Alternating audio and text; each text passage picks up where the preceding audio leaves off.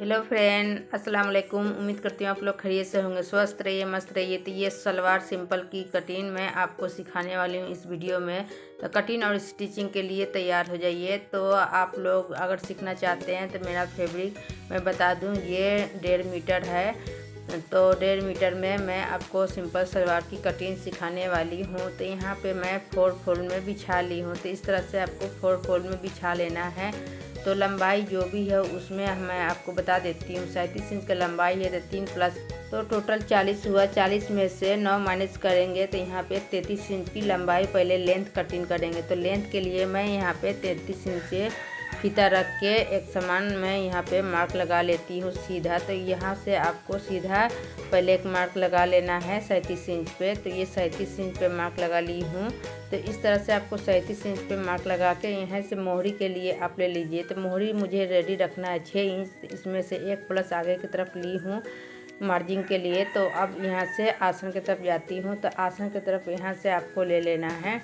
तो यहाँ आसन ऊपर से 6 इंच बेल्ट में छोड़ के, यानी 3 इंच नेफा में जाएगा, 6 इंच छोड़ के 9 इंच लूँगी। हाफ इंच मार्जिन 9.5 इंच पे मैं यहाँ पे आसन ले ली हूँ। यहाँ मुझे क्रोच एरिया में म्यानी लगाना है, इसलिए मैं सीधा रखी हूँ। और यहाँ से फीता लेकर मोहरी तक तिरछा इस तरह से रख लेना है, यानी आसन से लेके यहाँ मोहरी तक निशान आपको बना लेना है। तो ये देखिए इस तरह से सलवार की ड्राइंग कर लेना है और ड्राइंग के ऊपर कट कर लेना है। तो ये वाली कट कर ली हूँ सलवार की।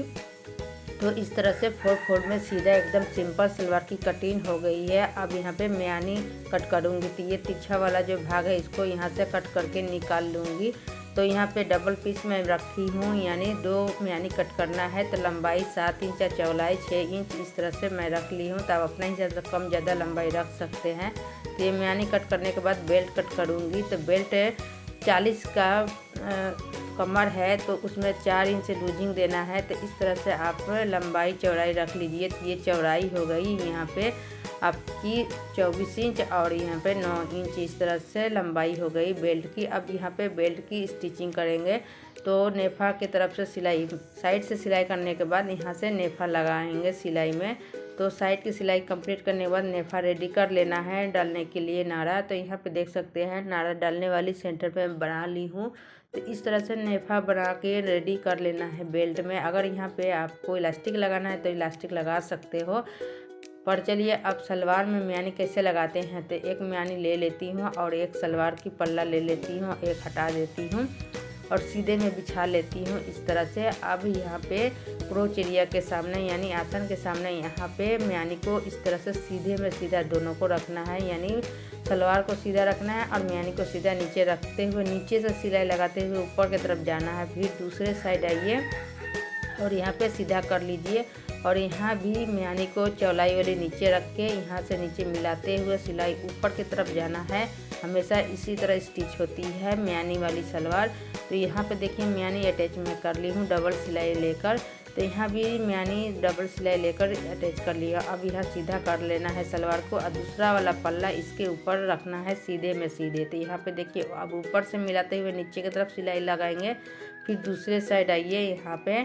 तो दूसरे साइड के क्रोच एरिया में ऊपर से मिलाते हुए नीचे म्यानी के साइड में मिलाते हुए यहाँ पे स्टिच आपको लगा लेना है डबल। तो यहाँ देख सकते हैं म्यानी फिक्स हो गई, यानी सिलाई कर ली हूँ क्रोच एरिया में। तो ये आसन की सिलाई दोनों साइड कंप्लीट है। अब इसको मैं सेंटर में लाती हूँ। तो सेंटर में लाके कैसे प्लेट लगाना है मैं आपको बताती हूँ। तो यहाँ सीधा करके मैं बिछा ली हूँ आपको दिखाने के लिए। तो अब सेंटर बिछाने के बाद दोनों को म्यानी एक समान है, एक दूसरे के सामने है। अब बैक साइड में 2 यहाँ पे प्लेट लगेंगे इस तरह से और फ्रंट में लगेगा यहाँ पे प्लेट। आप अपना घेरा के हिसाब से कम ज़्यादा दे सकते हैं। तो मैं यहाँ पे छोटे छोटे प्लेट लगाने वाली हूँ 5 से 7। इस तरह से आपको डायरेक्शन एक दूसरे के सामने लगाना है। तो जैसे मैं दिखा रही हूँ बिल्कुल इसी तरह आप प्लेट दीजिए, एकदम बढ़िया से बन के सलवार रेडी होगा। तो यहाँ देख सकते हैं आप। तो सलवार में प्लेट में लगा ली हूँ। तो बेल्ट की चौड़ाई के हिसाब से मैं यहाँ पे सलवार लगा ली हूँ बेल्ट में। ये क्रोच एरिया में देख सकते हैं और ये प्लेट देने की डायरेक्शन भी देख सकते हैं, बैक साइड और फ्रंट साइड दोनों की मैं प्लेट लगाने के बाद अब यहाँ पे बेल्ट जोड़ूंगी। तो सेंटर मिलाते हुए इस तरह से बेल्ट आपको रख लेना है, फ्रंट साइड में फ्रंट और बैक साइड में बैक रख के इस तरह से आपको बेल्ट ज्वाइन कर लेना है। इस तरह से बेल्ट जॉइन करने के बाद में आपको दिखा दूँ, यहाँ पे एक स्टॉप की सिलाई लगानी होती है ऊपर में। तो यहाँ पे मैं किनारे में सिलाई लगा लूँगी 1 सूत की दूरी पे। अब यहाँ पे मोहरी बनाने की बारी आती है। तो मोहरी कैसे अटैच करते हैं मैं आपको बताती हूँ। तो अब 1.5 इंच का यहाँ पे बुकरम पट्टी कट कर लीजिए मोहरी के हिसाब से, और यहाँ बुकरम पट्टी 2 इंच से थोड़ा ज़्यादा रखिए और इस तरह से रख के फोल्ड करके सिलाई लगा के अटैच कर दीजिए। तो चलिए मशीन पे मैं समझा देती हूँ। यहाँ बुकरम पट्टी मैं जॉइंट कर ली हूँ कच्ची सिलाई से। अब इसके सलवार के ऊपर यानी मोहरी के ऊपर इस तरह से रखना है और रख के यहाँ पे किनारे में सिलाई लगाना है, बुकरम के ऊपर नहीं।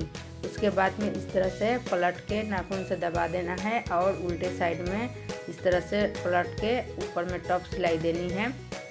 तो यहाँ पे देखिए किनारे में टॉप सिलाई मैं दे दी हूँ एक। उसके बाद फिर यहाँ पे एक सिलाई लगाना है यानी बुकरम को फिक्स कर देना है। आप चाहे तो उल्टा करके भी सिलाई लगा सकते हैं, मैं ये सीधे में सिलाई लगा रही हूँ, मुझे आइडिया है इसलिए। अब इसके किनारे में 2-2 सिलाई लगाना है, सीधा सीधा तो लगा ली हूँ। अब इसके अंदर में झिगझैग बनाऊंगी। तो फ्रेंड आप चाहे तो झिगझैग बना सकते हो या सिंपल 4-5 लाइन दे सकते हैं अगर बिगनर्स हो आप। तो अगर आप सिलाई में पुराने थोड़े हो गए हो तो कोशिश करो झिगझैग बनाने की। तो इस तरह से झिगझैग बना लीजिए और फिर सेंटर में जो बड़ा वाला लाइन है उसमें थोड़ा बड़ा वाला झिगझैग बना लीजिए। तो इस तरह से मोहरी आपका रेडी हो जाएगा फ्रेंड। उसके बाद डबल इस तरह से फोल्ड करके 6 इंच पे सिलाई लगा लीजिए, एक मोहरी से लेके दूसरे मोहरी तक। तो यहाँ पे क्रोच एरिया के पास मैं आ गई हूँ मिलाते हुए मियानी के पास। उसके बाद में दूसरे साइड भी सिलाई मैं कंप्लीट कर ली हूँ। तो यहाँ पे आप पक्का करके निकलिए। देखिए सलवार की कटिंग और स्टिचिंग 1.5 मीटर में मैं सलवार की कटिंग आपको सिखाई हूँ यहाँ पे। तो आपको कैसा लगा ये कटिंग और स्टिचिंग? अगर अच्छा लगा हो तो मेरा वीडियो को लाइक कीजिएगा, शेयर कीजिएगा और कमेंट करना ना भूलिएगा। कहीं पे समझ में ना आए तो दोबारा से आप देख के वीडियो को रोक के कटिंग कीजिएगा, फिर समझ में आ जाएगा। तो चलिए मैं आपको ट्राई करके दिखाती हूँ। तो यहाँ आप देख सकते हो सिंपल सलवार की कटिंग और स्टिचिंग कितनी ब्यूटीफुल लग रही है। तो मिलती हूँ आपसे अगली वीडियो में। बाय बाय, खुदा।